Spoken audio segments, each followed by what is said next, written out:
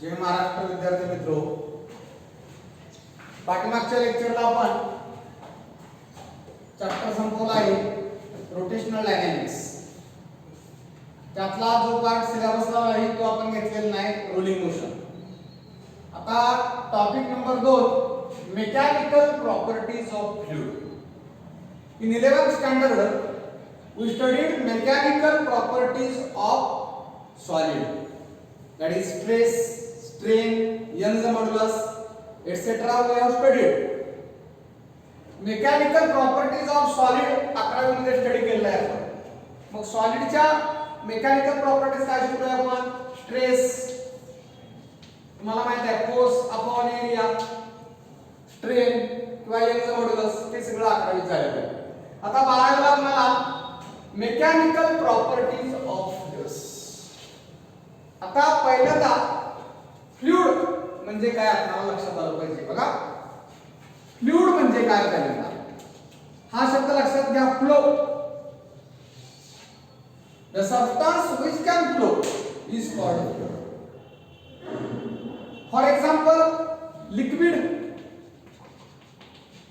Gases, etc. That means liquid and gases are collectively called as fluid. Liquid आणि गॅसेसला ह्या दोघांनाही आपण काय म्हणू शकतो? फ्लुइड. कारण फ्लुइडची डेफिनेशन काय? The substance which can flow. जर लिक्विड म्हणजे वॉटर घेतलं आपण आणि पाणी जर आपण फरशीवर ओतलं तर ते काय होतं? फ्लो. गॅस एका ठिकाणाहून दुसऱ्या ठिकाणी flow. Therefore these liquid and gases are the fluids. पण आता दुसरी एक महत्त्वाची गोष्ट शिकायची आहे आपल्याला की मॅटरच्या आपण 3 स्टेट शिकलोय. कुठल्या? सॉलिड, लिक्विड अँड गॅसेस और गॅस. ह्या मॅटरच्या 3 फंडामेंटल स्टेट आहे. पण त्याबरोबर चौथी एक स्टेट आहे, ती plasma. At high temperature, he state कधी येते? at high temperature. पण ह्या स्टेटचा आपल्याला जास्ती स्टडी करायचा नाही. पण जर प्रश्न असा आला की फ्लुइड मध्ये काय काय इन्क्लूड होतं, तर प्लाझ्मा सुद्धा फ्लुइड मध्ये इन्क्लूड होतं. म्हणजे आपल्याला स्टडी करायचा आहे लिक्विडचा आणि गॅसेसचा, that is called fluid. But in fluid there is also plasma. पण प्लाझ्माचा स्टडी आपल्याला तिथं नाही. म्हणून मॅटरच्या किती स्टेट आहेत? Main, solid, liquid, gas and fourth state which takes place at high temperature, that is plasma. आता फक्त एवढंच ध्यानात ठेवायचं आहे, फ्लुइड म्हणजे काय? The substance which can flow, that is called fluid. Liquids and gases are the fluids. आता यामध्ये आपल्याला महत्वाचा चॅप्टर आहे बेसिक सीईटी जेईईचा सुद्धा हा महत्वाचा आहे. कन्सेप्ट लक्षात आले पाहिजे, पाठ करून उपयोग नाही. बघा काय कन्सेप्ट आहे. आता फ्लुइड मध्ये काय असतं? फ्लुइड फ्लो होतो.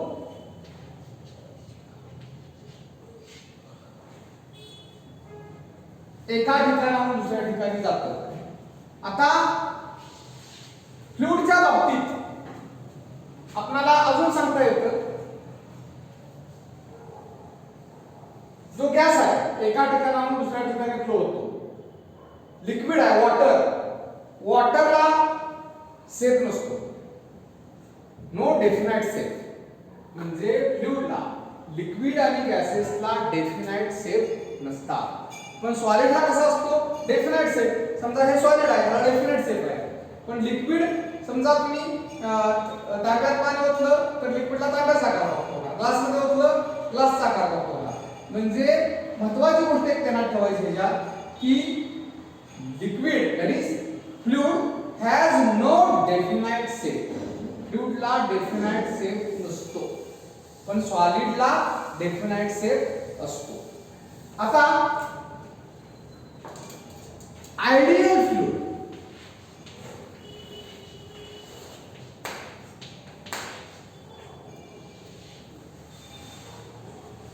दुसरा एक शब्द लक्षात घ्या, रिजिडिटी.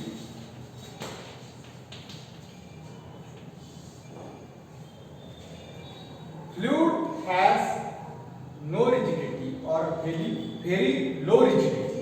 रिजिडिटी म्हणजे हे रिजिड कणखर नसतं. वॉटर काय कणखर नसतं.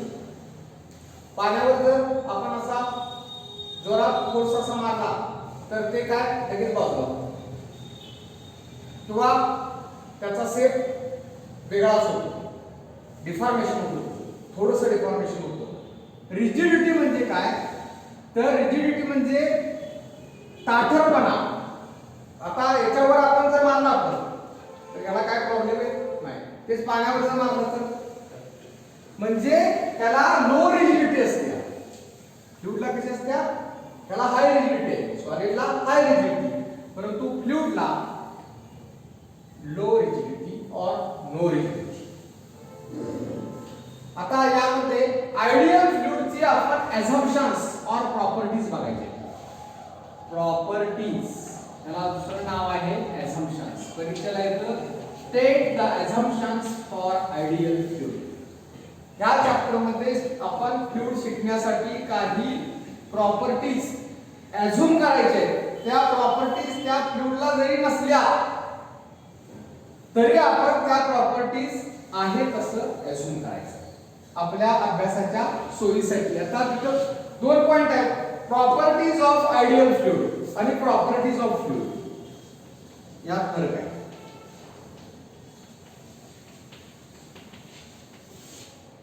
प्रॉपर्टीज ऑफ आयडियल फ्लुइड आपण अझ्युम करायचे मानायचे आहेत आपल्या सोयीसाठी आणि properties of fluid actually exist आहे.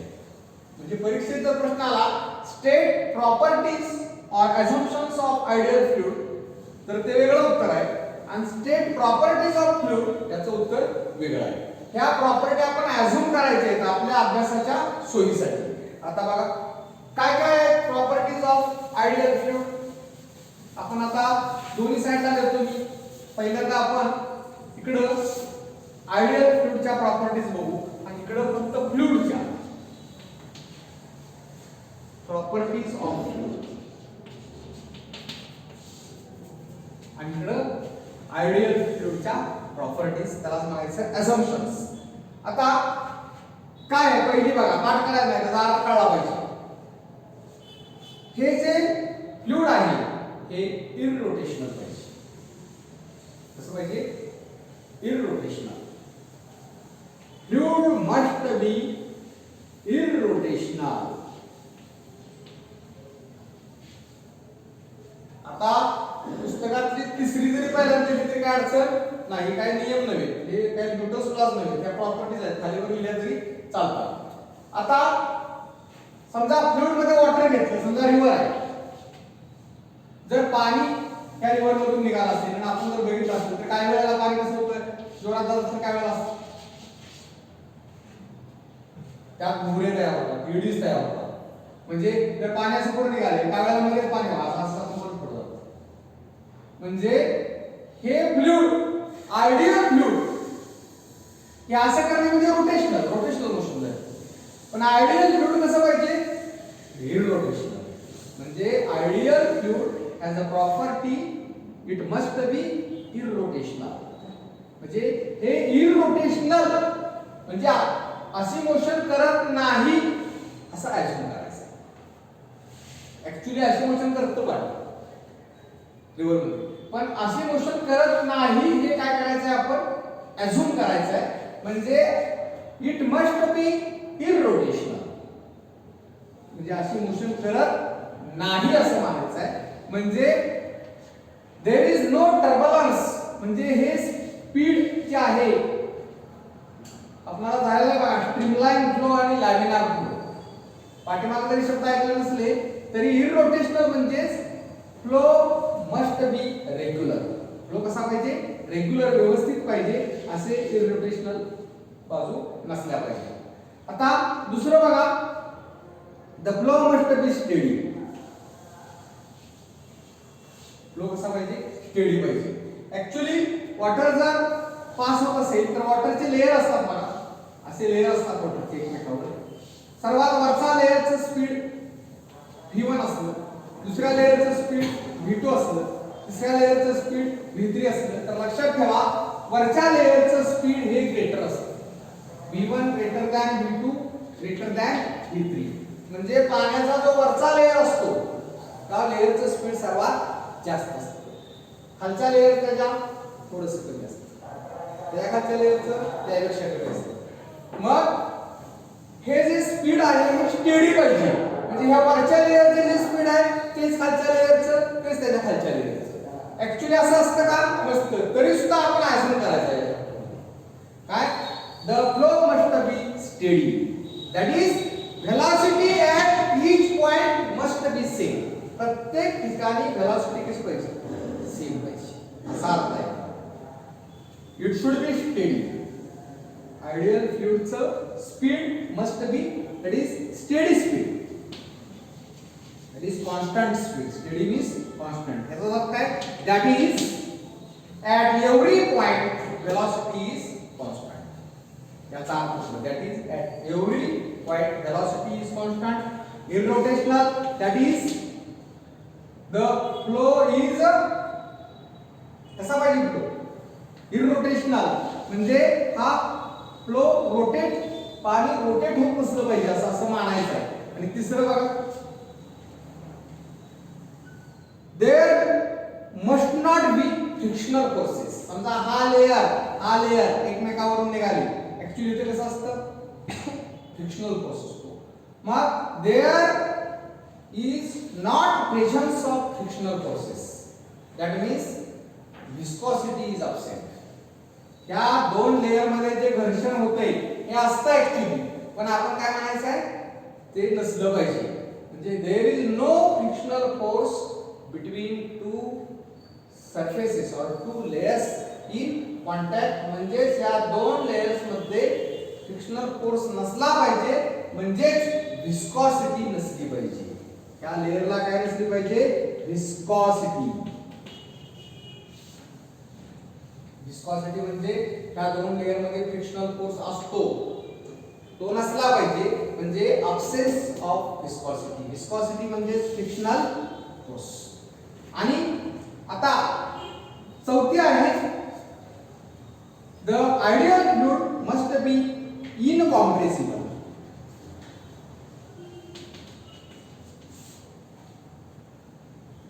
फ्लुइड जे आहे ते इनकॉम्प्रेस करतात. म्हणजे इनकॉम्प्रेसिबलच्या उलट काय? इनकॉम्प्रेसिबल म्हणजे हे कॉम्प्रेसिबल करता नाही आलं पाहिजे. कॉम्प्रेसिबल म्हणजे हे कॉम्प्रेस झालं. इनकॉम्प्रेसिबल म्हणजे असं करता कॉम्प्रेस करता आलं नाही पाहिजे. The fluid must be incompressible. म्हणजे हे कसं पाहिजे? इनकॉम्प्रेसिबल फ्लुइड पाहिजे. ह्या आयडियल फ्लुइडच्या काय झाल्या? प्रॉपर्टीज झाल्या. आता प्रॉपर्टीज ऑफ फ्लुइड काय? जर स्टेट प्रॉपर्टीज ऑफ फ्लुइड आलं तर पहिली प्रॉपर्टी डेफिनेशन नुसार आहे, it flows easily. Flows easily. ते इझिली फ्लो होते. त्याला काय म्हणायचं? Properties of fluid. आता अजून फ्लुइडची प्रॉपर्टी काय सांगता येईल? आता आपण एअर आहे असा हात केला, इथली एअर पुढे जाते, बरोबर आहे का? एअर पुढे जाते. मग आता इट डिफॉर्म इझिली. डिफॉर्म म्हणजे शेप बदलतोय. आता समजा इथे एअर आहे, मी जर असा हात पुढे नेला तर इथला शेप, इथली एअर बाजूला जाणार का? पाणी जर असेल आणि आपण विहिरीत सुद्धा आपण उडी मारली वरून तर तिथं इझिली बाजूला जातं नाही पाणी. म्हणजे इट डिफॉर्म्स इझिली. हे डिफॉर्म्स इझिली. हे डिफॉर्मेशन इझिली होतं. Deformation is easily. डिफॉर्मेशन सहज आणि सोप्या रीतीने त्याचं डिफॉर्मेशन होतं. हा flows easily from one point two another point. These are the properties of fluid. याला काय म्हणायचं? Properties of fluid. आणि आता दुसरा एक महत्त्वाचा पॉइंट आहे की मेकॅनिकल प्रॉपर्टीज ऑफ फ्लुइड काय आहे? काय काय शिकायचं आहे आपल्याला mechanical properties properties of fluid मध्ये तर 3 प्रॉपर्टीज आपण शिकायचं आहे मेकॅनिकल प्रॉपर्टीज ऑफ फ्लुइड मध्ये. पहिली प्रॉपर्टी आहे प्रेशर, दुसरी सरफेस टेन्शन, तिसरी प्रेशर, सरफेस टेन्शन आणि विस्कॉसिटी. या प्रॉपर्टीज आपण मेकॅनिकल प्रॉपर्टीज ऑफ फ्लुइड दुसरं काय नसतं त्याचं काय शिकायचं प्रेशर, सरफेस टेन्शन आणि विस्कॉसिटी. आता हे सगळ्या ज्या प्रॉपर्टीज आहेत त्यातली पहिली प्रॉपर्टी प्रेशर. सगळे थेरॉटिकल आहे तर कन्सेप्ट लक्षात आला पाहिजे. थोडी थोडी नंतर डेरिव्हेशन आहे. प्रेशर प्रेशर म्हणजे काय बघा pressure denoted by P is equal to F by P, that is force per unit area is called pressure. आता उदाहरणार्थ बघा इथे हे लिक्विड आहे, हे लिक्विड फोर्स खूप टाकणार परत मग इकडून जसा फोर्स टाकणार तसा ह्या कंटेनरच्या वॉल कडून इकडे पण फोर्स असतो. मग प्रेशरचे युनिट काय बघा newton per metre square, CGS unit काय डाइन पर सेंटीमीटर स्क्वेअर आणि न्यूटन पर मीटर स्क्वेअर आपण नाव दिलं आहे काय पास्कल. मग आता न्यूटन पर मीटर स्क्वेअरलाच पास्कल म्हणतात म्हणून आपण काय लिहू शकतो बघा newton per metre square is equal to. दुसरे एक युनिट आहे जनरल युनिट आहे बार. 1 बार मध्ये सुद्धा गॅसचं प्रेशर बार मध्ये सुद्धा काय वेळेला असतं ते जनरल युनिट आहे SI पण नाही CGS पण नाही. 1 bar is equal to 10⁵ pascal. अजून एक युनिट आहे torque. 1 torque is equal to 1 bar upon 760. म्हणजे बार टॉर्क ही कशाची युनिट आहे प्रेशरचीच आहे जनरल युनिट आहे. Actually SI unit Newton per metre square त्यालाच नाव म्हणायचं पास्कल. त्याची डायमेन्शन सुद्धा करता येते आपल्याला. डायमेन्शन कशी काढायचं तुम्हाला माहित आहे तर फोर्सची डायमेन्शन द्यायची. फोर्स म्हणजे काय न्यूटन म्हणजे फोर्स मास इंटू ऍक्सेलरेशन. आपण हे काय आहे मीटर स्क्वेअर म्हणजे काय लेंथ स्क्वेअर. मास म्हणजे m1 ऍक्सेलरेशनची dimension l1. What is the dimension of acceleration velocity upon time. Velocity म्हणजे काय displacement upon time upon time. मग that is x by t square. x means l1 t raised to 2 वर गेले की t raised to -2 म्हणजे इथे काय आहे हेच m1 l1 t raised to -2 upon l raised to 2 म्हणजे डायमेन्शन काय आहे l वर जाऊ द्या -1 1 -2 -1 m1 t -2 and note that pressure is a scalar quantity. Pressure कसली क्वांटिटी आहे scalar. It is not a vector quantity. Note this point pressure is a scalar quantity. Pressure कसली quantity आहे scalar quantity आहे. अशा पद्धतीने आपण हा chapter चालू केला. एवढं जाऊ बघा mechanical properties of fluid. Fluid म्हणजे काय घ्यायचं liquid and gases are called as fluid. Okay thank you.